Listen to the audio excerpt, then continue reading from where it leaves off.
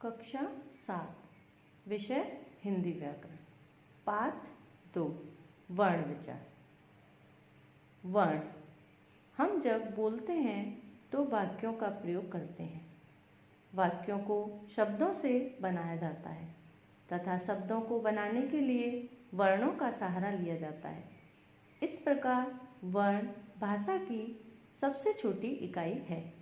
वर्ण क्या है? भाषा की सबसे छोटी इकाई।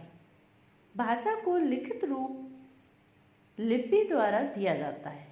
भाषा को जो लिखित रूप दिया गया है वो लिपि द्वारा दिया गया है।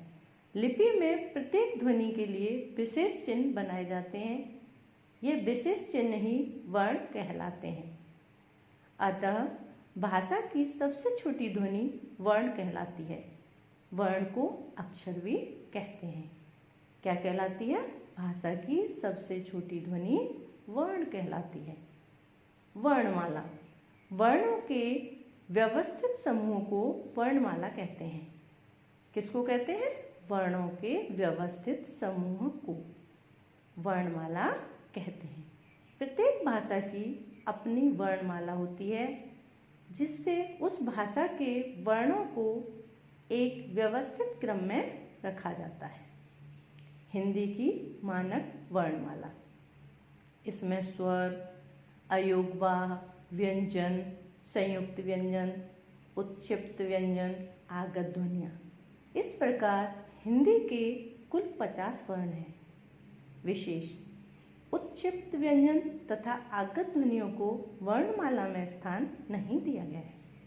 वर्ण के प्रकार, वर्ण के 3 प्रकार माने गए हैं। नंबर 1 स्वर, व्यंजन, अयोगवाह। नंबर 1 स्वर। जिन वर्णों के उच्चारण में हवा मुख से बिना किसी रुकावट के निकलती है उन्हें स्वर कहते हैं। स्वर स्वतंत्र रूप से प्रयोग किए जाते हैं। हिंदी भाषा में स्वर 11 हैं। स्वरों के भेद, स्वर के 3 भेद होते हैं।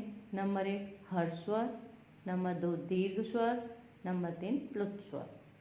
नंबर 1 हर्ष स्वर। हर्ष स्वरों के उच्चारण में बहुत कम समय लगता है। ये 4 हैं: अ, ई, उ, री। नंबर 2 दीर्घ स्वर। दीर्घ स्वरों के उच्चारण में हर्ष स्वरों से अधिक दुगना समय लगता है।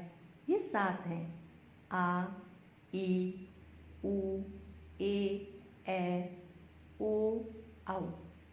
नंबर 3 प्लुत स्वर। प्लुत स्वरों के उच्चारण में हर्ष स्वरों से बहुत अधिक मतलब 3 गुना समय लगता है।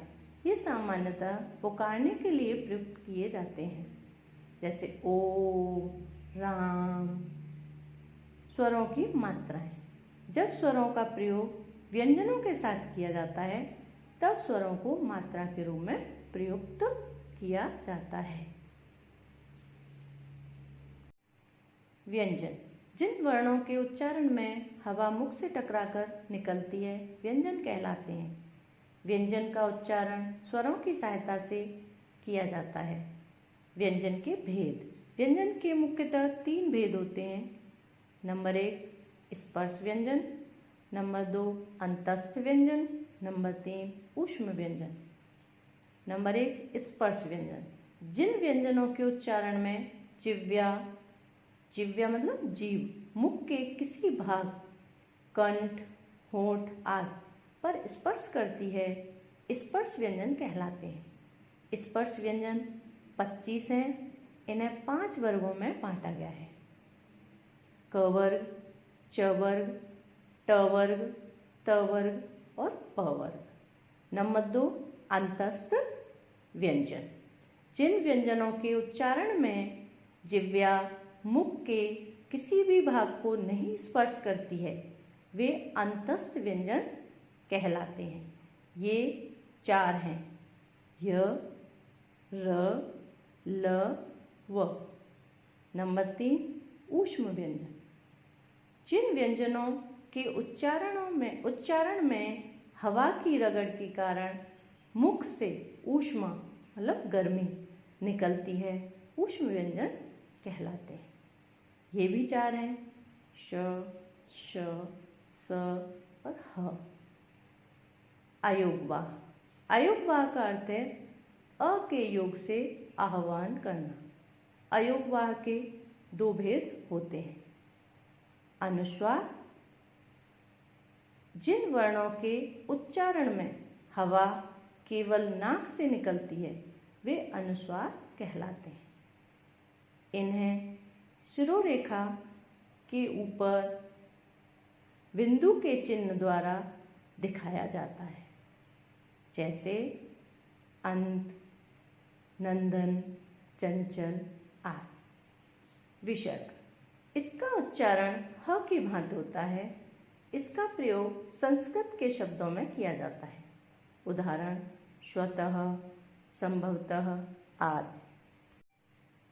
अनुनासिक, इसके उच्चारण के समय हवा नाक तथा मुख दोनों से बाहर निकलती है। इसको इस चिन्ह के रूप में प्रयोग किया जाता है। उदाहरण नाद, चांद आदि। आगत ध्वनियाँ, विदेशी भाषा से हिंदी में आई ध्वनियों को आगत ध्वनियाँ कहते हैं, जैसे ओ, ज तथा फ है। उदाहरण डॉक्टर, बाजार, रफ्तार आदि। उत्क्षिप्त व्यंजन, ड तथा ढ को उत्क्षिप्त व्यंजन कहते हैं। इन्हें हिंदी वर्णमाला में नहीं रखा जाता है। इनके द्वारा किसी शब्द का आरंभ नहीं होता है, किंतु ये शब्दों के निर्माण में प्रयुक्त किए जाते हैं। उदाहरण सड़क, पढ़ाई, लड़का आदि। संयुक्त व्यंजन, जब दो या दो से अधिक स्वर रहित व्यंजन आपस में मिलकर एक नया व्यंजन बनाते हैं तब वे संयुक्त व्यंजन कहलाते हैं। ये संख्या में 4 हैं: छ, त्र, ज्ञ और श्र। द्वित्व व्यंजन, जब एक स्वर रहित व्यंजन का समान स्वर रहित व्यंजन से मेल होता है तब वह द्वित्व व्यंजन कहलाता है। उदाहरण बच्चा, पक्का, दिल्ली आदि। संयुक्ताक्षर, जब एक स्वर रहित व्यंजन का भिन्न स्वर रहित व्यंजन से मेल होता है तब वह संयुक्ताक्षर कहलाता है। उदाहरण पश्चाताप, त्योहार, तुम्हारा, प्यारा, स्वाद, त्याग आदि। वर्ण विच्छेद, शब्द के वर्णों को अलग अलग करना वर्ण विच्छेद कहलाता है। वर्ण विच्छेद के समय सभी व्यंजनों के नीचे हलंत लगाते हैं।